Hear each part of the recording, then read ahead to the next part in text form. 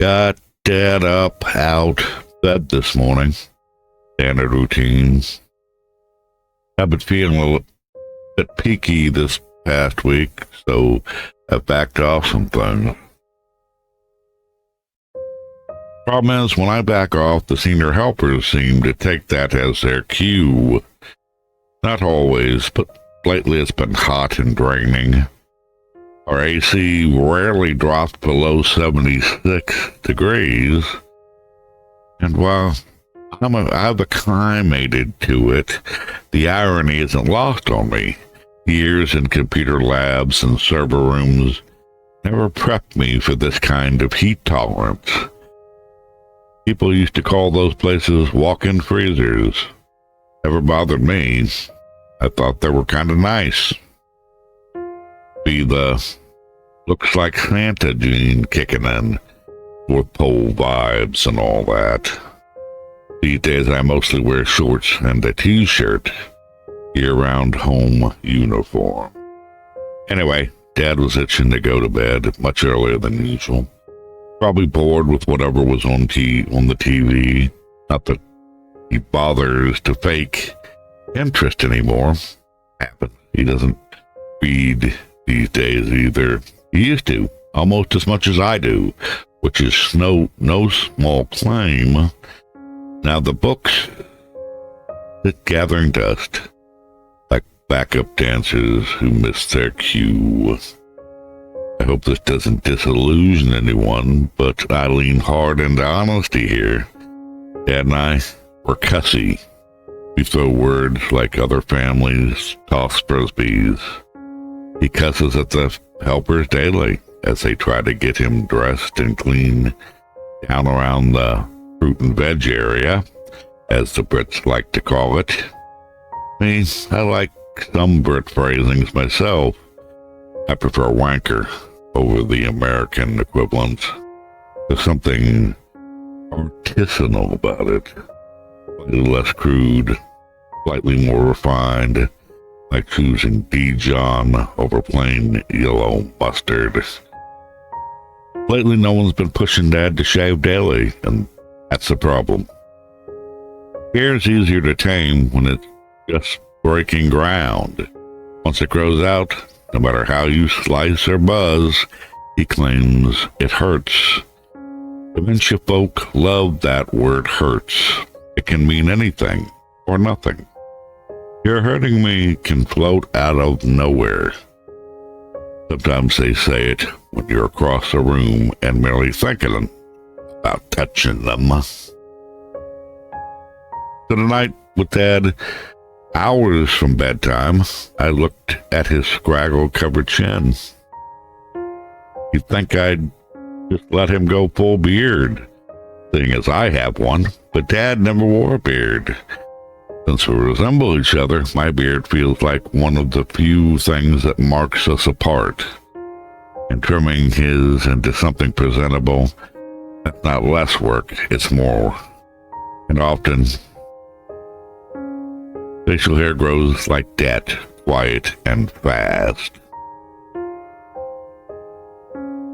I brought out the electric shaver and mirror, asked him to use it. He declined. I told him no, he wasn't going to bed with that fuzz. He told me to F off. I told him F you right back and get busy shaving. Go to the mirror. You look like a homeless drifter, I said. He told me to go stuff myself. I called him a Twinkie. All of it with a laugh just behind the voice.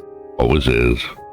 Dad's got that mischievous twinkle sometimes, like he's in on the joke, even if he's forgotten the setup. I transformed the kitchen into an impromptu barber shop.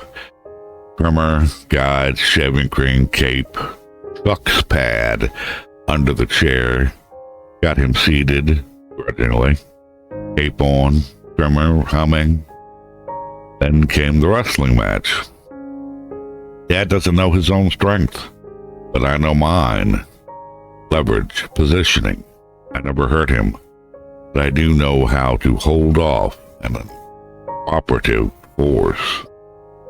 I used to be a cowboy, vaquero, buckaroo, though no one called me that, unless they were looking for a new career in dental reconstruction. I herded sheep, cattle, worked ranches, did the hard but gentle stuff like shearing sheep.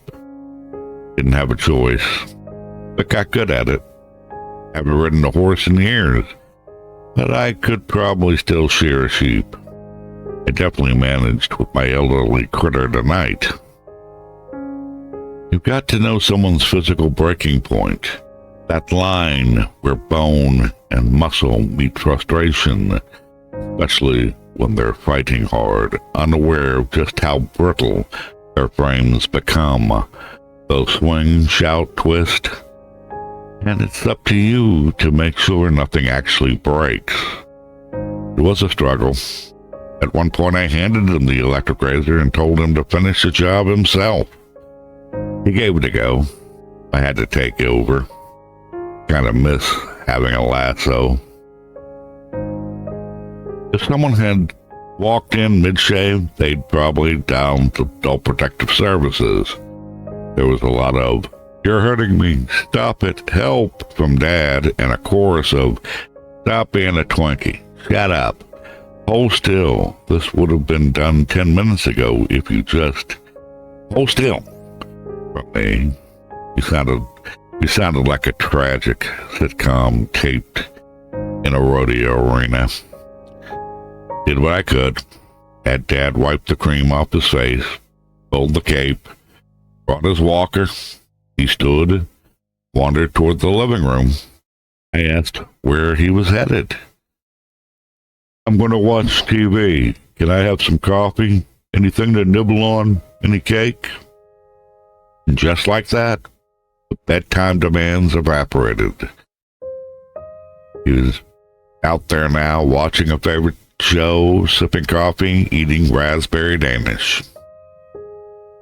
Eventually, the night will catch up and he'll want bed again. That's how it works. With him, with me. I love my dad. I think he loves me. We speak our language, smirks and cusses, barbs and shared crumbs of humor. It's not everyone's family dynamic. Might not be yours. If it's not, thank the stars or count your luck. But I wouldn't trade it. What we say and how we say it, always with a grin, never with anger, usually. That's catharsis, at least in this house. And that's really what it is. It's talking about how to get through the day to day. And sometimes you just gotta push on through. And in my house, you can push through with a lot of curse words and a little bit of bullying. But that's just part of life. Thank you for watching, and I'll see you again at another time.